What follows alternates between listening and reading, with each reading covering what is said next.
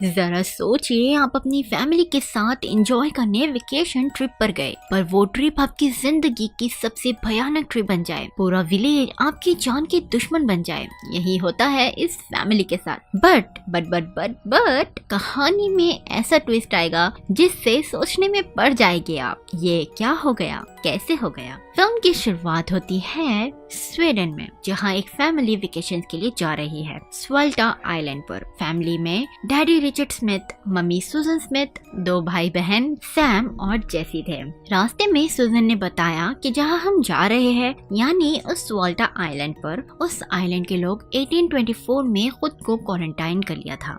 Deadly flu से डरकर बाहरी दुनिया से इन लोगों ने कनेक्शन खत्म कर लिया, जिसके रहते वहाँ पर अकाल आ गया, भूखमरी फैल गई, लोग खुद को बचाने के लिए कैनिबलिज्म पर उतर आए और एक दूसरे को मार कर ही खाने लगे। ऑल्दो क्वारंटाइन हट गया, बट इस आइलैंड की डार्क हिस्ट्री ने एक बहुत ही यूनिक चीज को जन्म दिया। स्वाल्टा आइलैंड पर हर 10 साल बाद क्वारंटाइन या कहे क्वारंटाइन नाम का फेस्टिवल किया जाता है। ये प्ले पूरे 8 घंटे तक किया जाता है। ये फेस्टिवल उनके एंसेस्टर्स के सेक्रीफाइस को श्रद्धांजलि देने के लिए किया जाता है।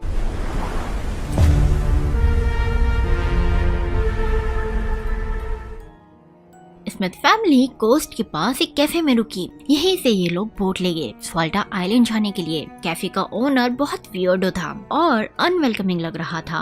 ऑल्दो सुजन उससे थोड़ा बात करना चाह रही थी। सुजन उससे पूछती है कि क्या उसके बच्चे हैं, जिसका जवाब वो रूडली देता है कि वो मर गए हैं। वहीं दूसरी तरफ सैम और जेसी कैफे एक्सप्लोर कर रहे थे। तभी उन्हें जमीन पर एक बर्ड दिखाई दिया, जिसका सर बड़ी बेरहमी से अलग कर दिया गया था। जेसी ने उस बर्ड की पिक्चर ले ली। जब सुजन ने स्वाल्टा जाने के लिए फेरी का पूछा तो उस कैफे ओनर के हाथ से प्लेट्स ही गिर गई। शॉक के मारे उसने कहा कि क्वारंटाइन के दौरान वहाँ जाना मना है और वैसे भी वहाँ कोई होटल तो है नहीं, तो आप रहोगी कहाँ। जिस पर रिचर्ड ने फोन में दिखाया एयरबीएनबी की बुकिंग जो उसने की थी मार्ट्स लार्सन के साथ। इसके बावजूद कैफे ओनर उन्हें स्ट्रांगली मना कर रहा था कि वहाँ मत जाओ भाई, आइलैंडर विजिटर्स को पसंद नहीं करते, इनफैक्ट वो तो उन्हें मार के खा भी जाते हैं। पर स्मिथ फैमिली को लगा कि ये आदमी थोड़ा आउट ऑफ कैफीन हो गया है, इसीलिए जोक मार रहा है। और वैसे भी इतनी दूर आकर वापस जाना नॉट कूल ना, और उन्हें खुद की आंखों से क्वारंटाइन को देखना था। So they decided to move on. कुछ ही देर बाद उन्हें सुनाई दी फेरी की आवाज जो उन्हीं को पुकार रही थी, तेरी फेरी ये पुकारे आजा। तो वो लोग फौरन निकल जाते हैं, कहीं फेरी छूट ना जाए। जाते जाते भी सन की कैफे ओनर रिचर्ड को फोन करता है, तुम जाकर बहुत बड़ी गलती कर रहे हो। बट रिचर्ड को कुछ फर्क नहीं पड़ा। फिर स्मिथ डॉक की तरफ बढ़े और फेरी पर जाने के लिए 4 टिकट्स मांगे स्वाल्टा के लिए। बट टिकट लेडी भी उनकी डेस्टिनेशन का सुनकर शॉक में आ गई। वहीं रिचर्ड को एहसास हुआ कि उसका वॉलेट कैफे में रह गया है, तो वो उसे लेने वापस जाता है। बट क्या वापस सही सलामत आ भी जाता है।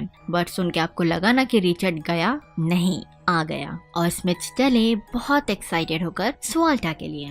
रास्ते में भी सभी उन्हें ही बड़े अजीब से घूर रहे थे, जैसे पता नहीं स्मिथ ने उनके टिकट ही चुरा लिया हो। तभी एक टकलू क्रेपी आदमी सुजन को ड्रिंक ऑफर करता है। रिचर्ड उसे रोकने की कोशिश कर रहा था, पर वो आदमी उल्टा रिचर्ड को ही गालियां देने लगा। कुछ ही देर में फेरी स्वाल्टा आइलैंड पर थी और पूरे आइलैंड के लोग हार्बर पोर्ट पर जमा थे। शायद स्मिथ का स्वागत कर रहे होंगे उन्हें खाने के लिए। Just kidding. सभी आइलैंडर्स बहुत गुस्से में लग रहे थे। वो स्मिथ को देखकर जरा भी खुश नहीं थे। तभी आइलैंडर की हेड क्लारा उनसे पूछती है कि तुम कौन हो और क्या हो, मतलब यहाँ क्या कर रहे हो। स्मिथ फैमिली उन्हें एक्सप्लेन करती है कि वो हॉलिडे वेकेशंस पर हैं और क्वारंटाइन प्ले देखने यहाँ आए हैं। इन गेमर एक यंग बच्चा कहता है वो यहाँ नहीं आ सकते और उन्हें फौरन चले जाना चाहिए, बट डीड स्मिथ जाने से मना कर देते हैं। सुजन तो कहती है कि मेरा तो इस आइलैंड से पर्सनल कनेक्शन है। उसके एंसेस्टर्स उन्हीं ब्रेव सोल्जर्स में से एक है जिन्हें आइलैंडर्स ने मार डाला था 200 साल पहले। दीदी ये नहीं बोलना था दीदी।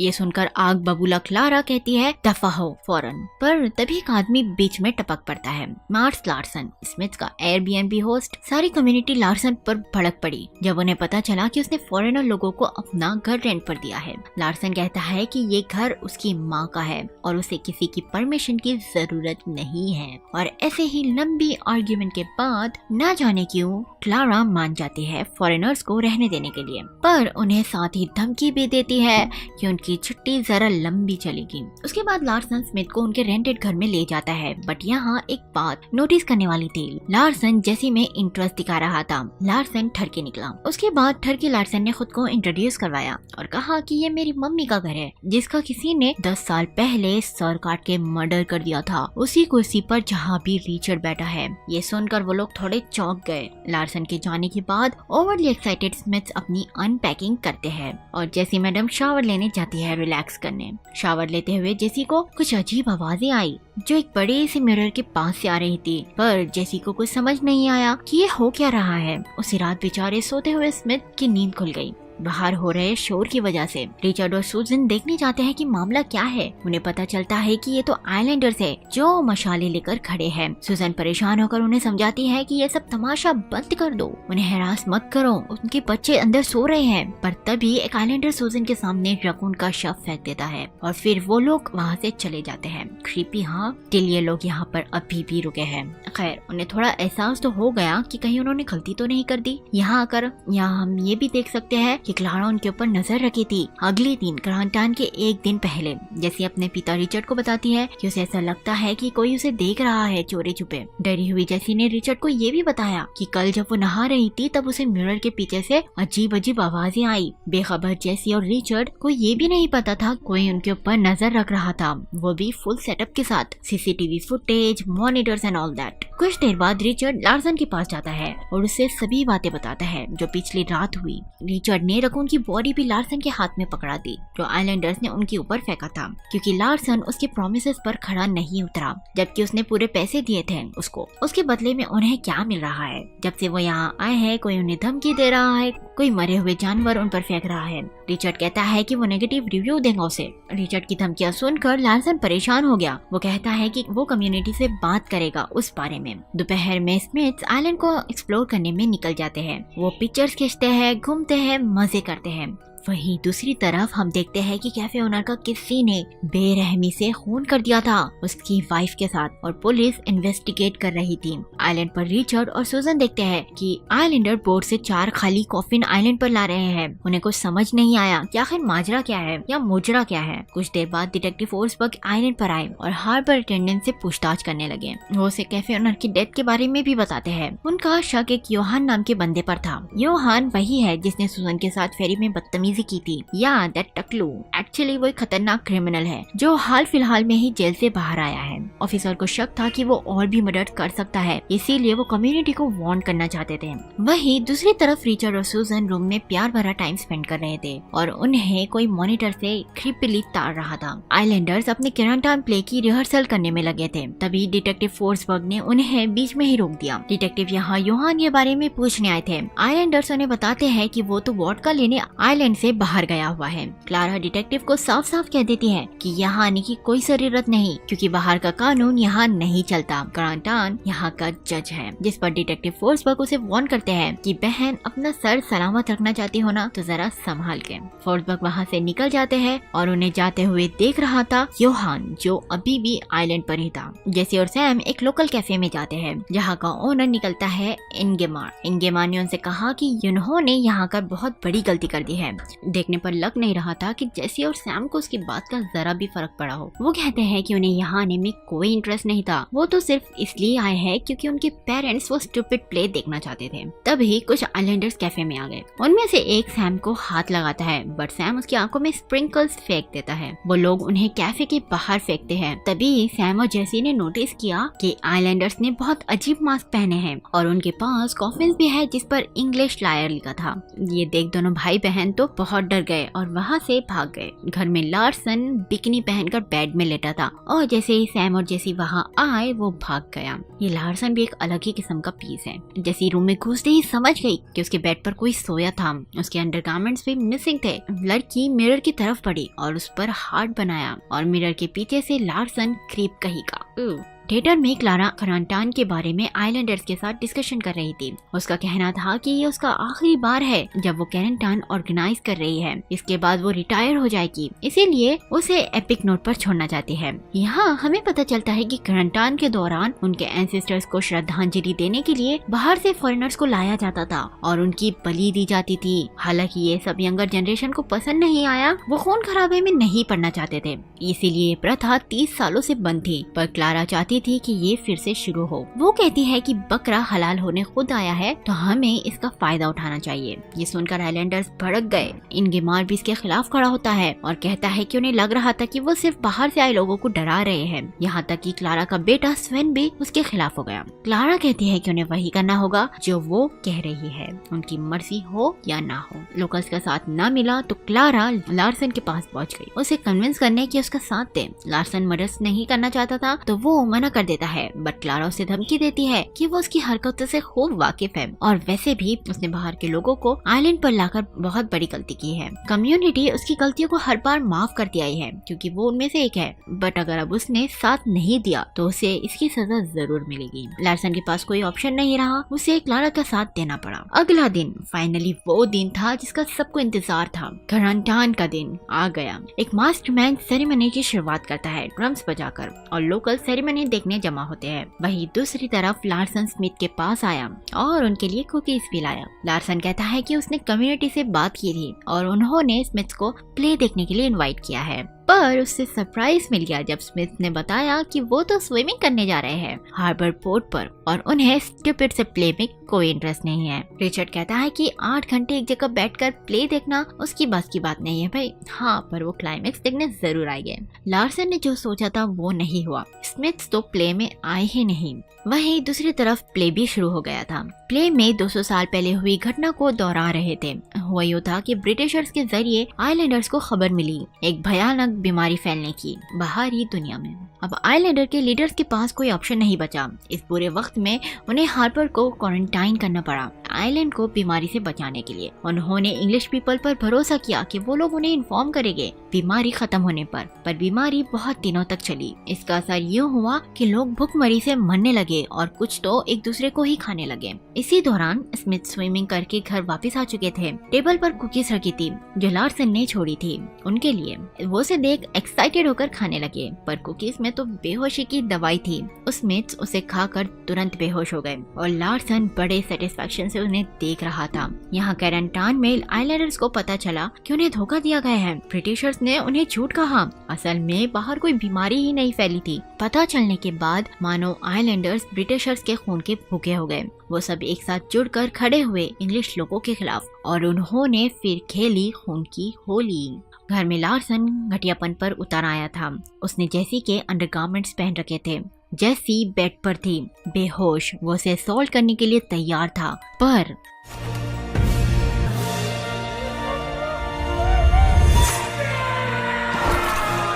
स्मिथ ने ड्रग कुकीज कभी खाए ही नहीं थे। स्मिथ लार्सन को तब तक स्टेप करते हैं जब तक वो मर नहीं गया। और यहाँ आता है कहानी में बड़ा ट्विस्ट, या लिटरली बड़ा। जब रिचर्ड कैफे में वॉलेट लेने वापस गया तो वो सिर्फ वॉलेट लेकर वापस नहीं लौटा, बल्कि वो तो कैफे ओनर और उसकी बीवी की जान लेकर आया था। और तो और वो जेसी और सैम ही थे जिन्होंने उस बर्ड की जान ली थी। पता चलता है कि स्मिथ ऐसी वैसी फैमिली नहीं है, बल्कि सीरियल किलर्स का ग्रुप है जो ऐसे ही आइसोलेटेड कम्युनिटीज में घुसकर उनका सफाया कर देते हैं अपनी खून की प्यास को बुझाने के लिए। इसी के साथ स्मिथ तैयार थे अपने हथियारों के साथ। उन्होंने अपना खून का नाच शुरू कर दिया और जो भी उनके सामने आता वो उसे बेरहमी से मार डालते। क्लारा दूर से उन्हें देख रही थी, पर वो उन्हें पहचान नहीं पाई कि वो कौन है। बट सन की बुढ़िया सब देखने के बावजूद प्ले पूरा करने की बात करती है, क्योंकि ये प्ले उसका लास्ट प्ले था।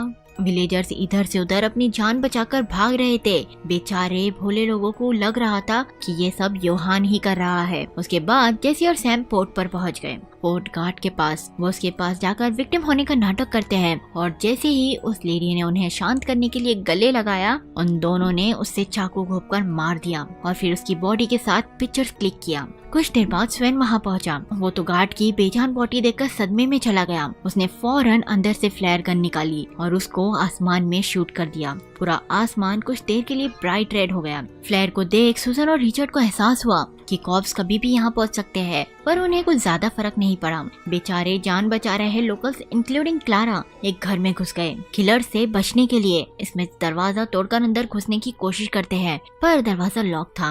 रिचर्ड तो दरवाजे में से ही चाकू घोंपने लगा, जिससे क्लारा जख्मी हो गई। हैरानी की बात थी, अभी न क्लारा को और न दूसरे लोगों को पता था कि स्मिथ से इन सब के पीछे है।